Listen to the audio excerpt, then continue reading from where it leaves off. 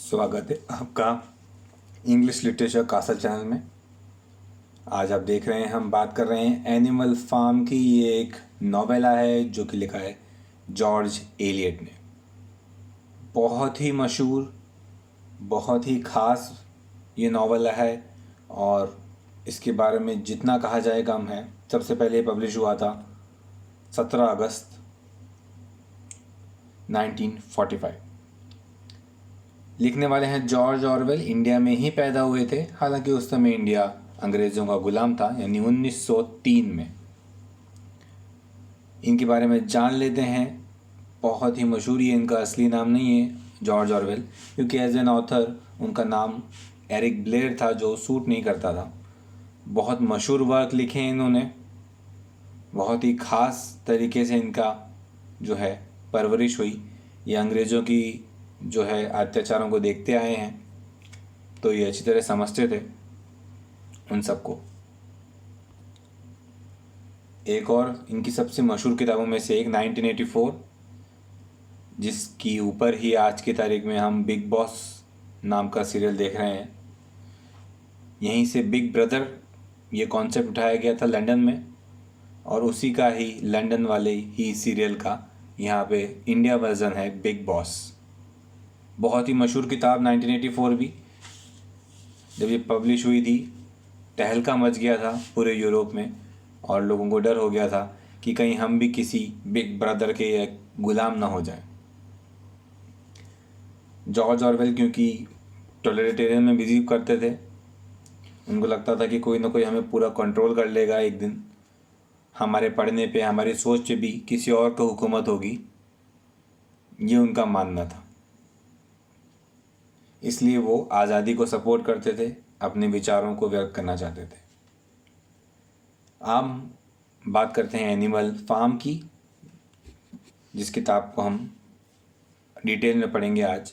Animals का use किया गया है यहाँ पे, और ये एक सिंबॉलिक मीनिंग भी है कि इंसान जो है वो काम करते करते उसकी विचार ख़त्म हो जाते हैं और वो जानवर समान हो जाता है।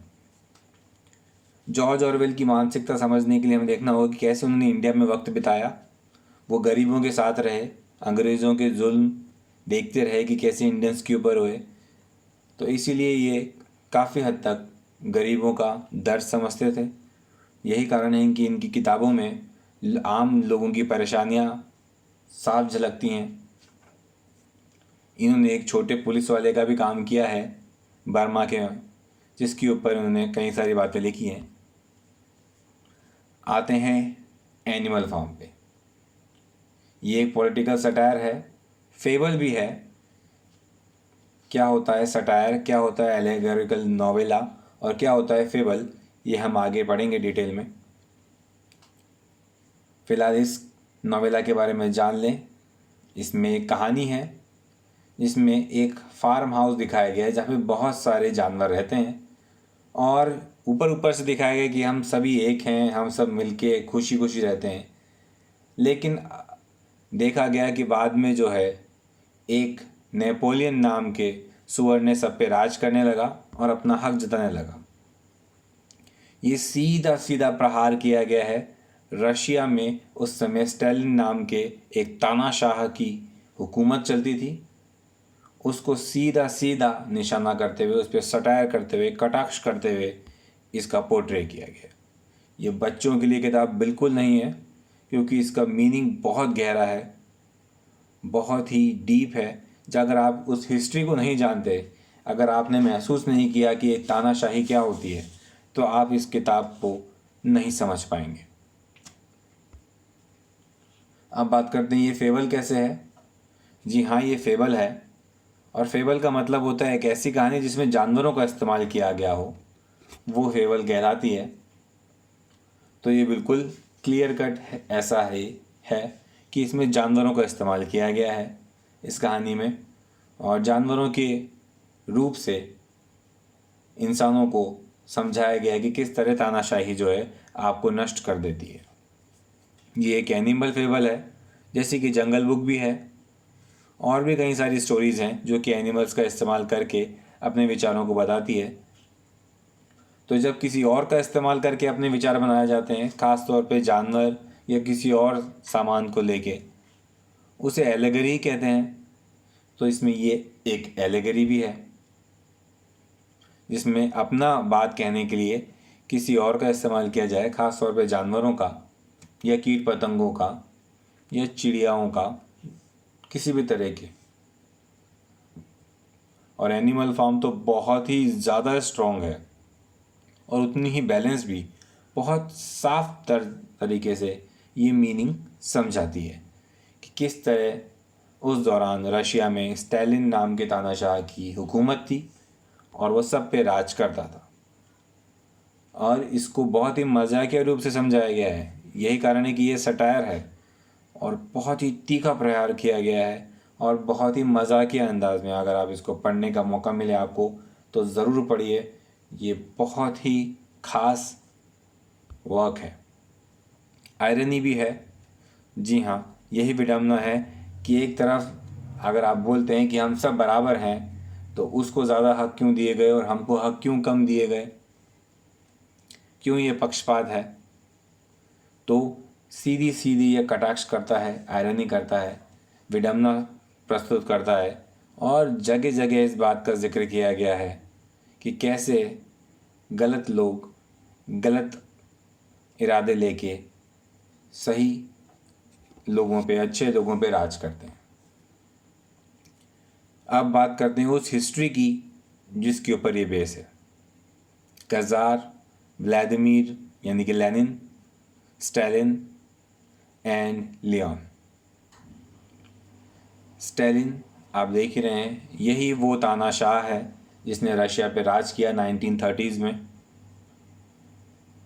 पूरी तानाशाही के साथ। यहाँ तक कि आप इसकी तानाशाही का सबूत ये देख सकते हैं कि इस शख्स ने हर सिनेमा हॉल में जब भी मूवी स्टार्ट होती तो इसकी फ़ोटो आती थी और उसकी फ़ोटो को देख के सबको खड़े होकर सलाम करना पड़ता था।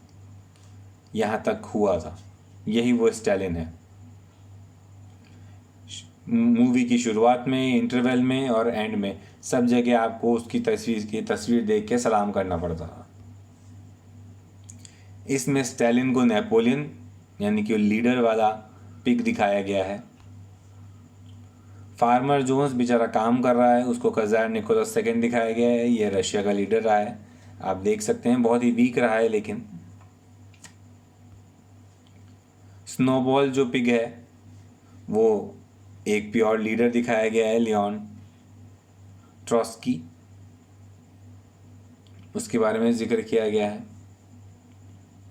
और ओल्ड मेजर जो है वो कार्ल मार्क्स, जो कि बहुत बड़े कम्युनिज़्म के थिंकर रहे हैं।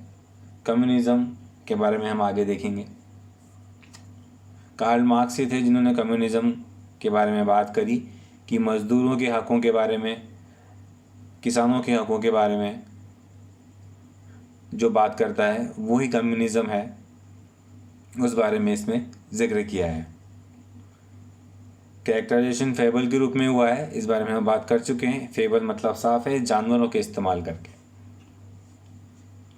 ये बाकी के कैरेक्टर्स हैं, आप देख सकते हैं कि ये सब जो है बाकी के कैरेक्टर्स वो अलग अलग तरह के इंसानों को पोर्ट्रे करते हैं। छोटे छोटे कैरेक्टर्स को बताते हैं कि लोग कैसे हुए। कुछ लोग अपने विचारों से प्रभावित करने की कोशिश करते हैं। ये बाकी के अन्य कैरेक्टर्स हैं, इनका भी खास मीनिंग है। जब आप कहानी की डिटेल में जाएंगे तो आपको पता चलेगा। ये उसका चार्ट है कि कौन कौन ऊपर है और कौन कौन नीचे। यहाँ पे कम्युनिज़्म को एनिमलिज्म में रूप में दिखाया गया है। यहाँ पे ओल्ड मेजर ने समझाया वो सब बराबर हैं, कम्युनिज़्म कहता है, और उसी का ये एक विकृत रूप में दिखाया गया है। सब कुछ सरकार का अपने कंट्रोल में ले लेती है। कहने को लोगों के कंट्रोल में है, लेकिन सब कुछ सरकार अपने कंट्रोल में ले लेती है। फिर बाद में यहाँ पे भी रेवोल्यूशन हो जाता है, तानाशाही के खिलाफ जो है लोग खड़े होते हैं। ऐसे ही इसमें भी दिखाया गया है कि एनिमल फार्म में लोग खड़े होते हैं तानाशाही के खिलाफ। यही था एनिमल फार्म। हमारे साथ जुड़ने के लिए बहुत बहुत शुक्रिया। चैनल को सब्सक्राइब करना मत भूलिएगा। किताबें पढ़ते रहिए, अपने विचार हमारे साथ बांटते रहिए। बहुत बहुत शुक्रिया।